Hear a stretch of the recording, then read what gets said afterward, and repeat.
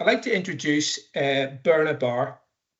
Berna is a highly qualified educational leader and educational psychologist with almost 25 years of experience in the field.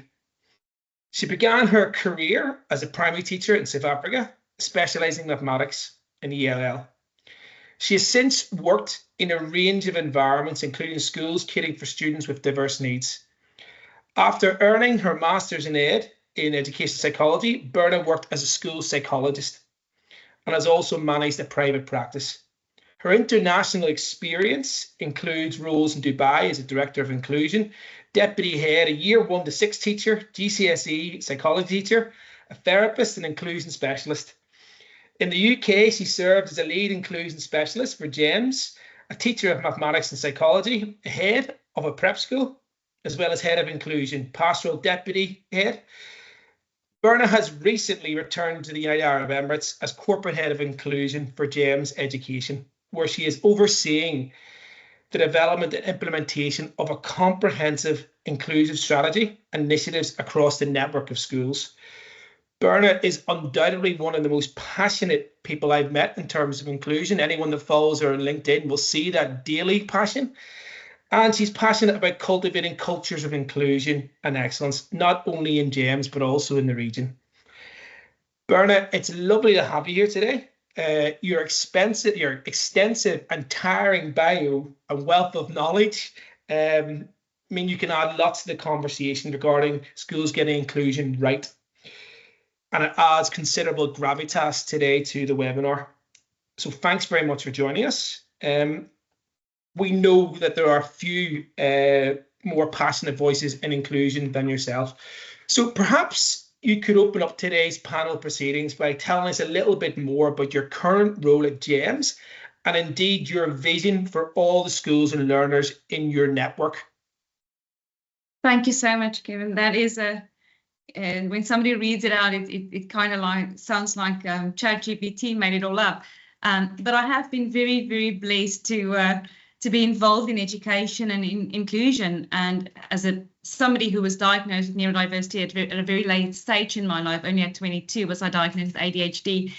And the reason I went into inclusion is because I just realized that there's nobody on anybody's side when you are struggling and nobody knows what goes on. And then I had to walk my own journey with my youngest, who's now 18. I always say my baby, but he's no longer a baby. That was diagnosed with cerebral palsy about 6 weeks after he was born. And coming to the UAE in 2009 with a very bright child and a child who's got cerebral palsy diagnosis, and I couldn't find a school for both my boys. Everybody wanted Neil, who is, that child that does 14 GCSEs, 5 A levels, integrated masters of physics. Who does that? Everybody wanted Neil, but nobody wanted, there wasn't a space for Joshua in the UAE in a school. And that's where my journey started. And I have to say the KHDA from the start was very, very involved in supporting this journey. And it led to the most amazing opportunities where we could link with teachers and with inclusion specialists. We all know their names, the Underground Network, Louise Dawson, Janet, Emma Dipton, those people who was at the start of this journey and making sure that there's something in place. Now, my current role is exactly that, is reaching out to other people, other practitioners. We currently have 48 schools in the UAE and the Middle East. I've been incredibly lucky to be involved in writing inclusion frameworks for other governments and other ministries.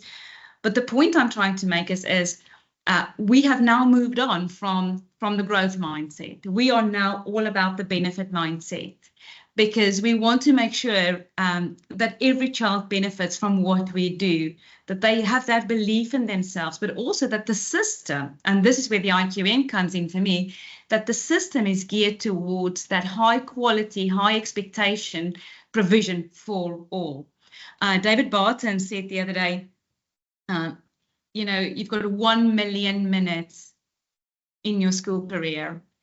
And in 1 million minutes, there will definitely be the time when you need support. If you think back over your last 1 million minutes, how often had you, as an adult, had to ask for help?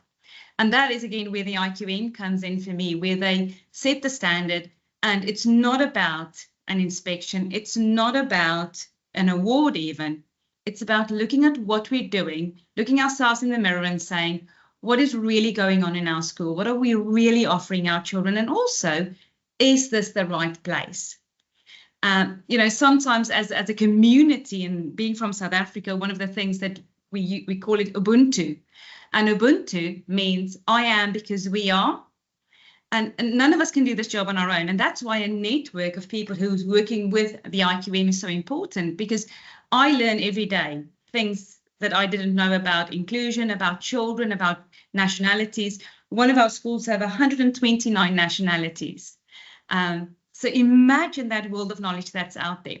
Now, in terms of inclusion and making sure that we all meet the grade, there's a lot of stuff going on outside that is just not good enough. And that's why there needs to be a measurement of where are we, what needs to happen next, and how do we all consistently improve? Because whether a child's in one of our schools, my school, or they're in a different school, North Anglia, Jay's Desk, it doesn't matter. They're all our children. And whether you are in Africa or in North America or in the UAE or in the UK or in the Southeast, you are my children. And as a community, we need to get better at that. And this is where, so as a company, we are looking at introducing the IQM system per school, because in the end of the day, it's what happens on the ground. You know, I can stand here and say all these lovely things about inclusion and my personal beliefs about inclusion, that every child needs and deserves a spot, and every child needs and deserves to be able to have a future vision. But if it doesn't happen on the ground, it means nothing. And that is why we do this partnership with the IQM. We all know, if you are in the UAE, you'll know that the UAE is currently rewriting the inspection framework, the inclusion framework, not just from the KHDA side, and they've paused inspections this year, which many of us are very happy about.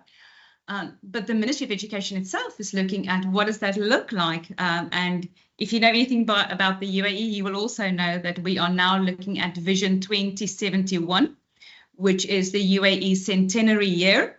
So what does inclusion look like 50 years from now? And that's where we are heading.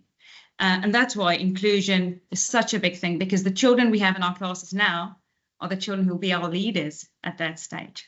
And I am very passionate, and it is all about belonging. It's about benefiting everybody, but making sure that we are doing it at such a quality that our children's futures are guaranteed. Berna, that is a very good intro there. I actually see someone there offering a little silent round of applause. And as you were talking there, you touched upon many of the things that we as IQM said. I learned that word Ubuntu about 4 or 5 years ago. And every time I hear someone else tell me an angle on it, I learn something unique about it. It is so refreshing. It's full of goodness, that word, and positivity, and what it can bring to school life. And there's a few IQM assessors here present that will have came across that in schools that are a long, long way away from South Africa.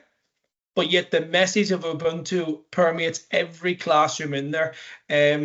Fantastic to hear your own plan and your own vision there. And yes, the UAE, looking ahead that far into the future, their own sustainable model for inclusion and everyone feeling welcome at all levels of society. Thank you very much for that.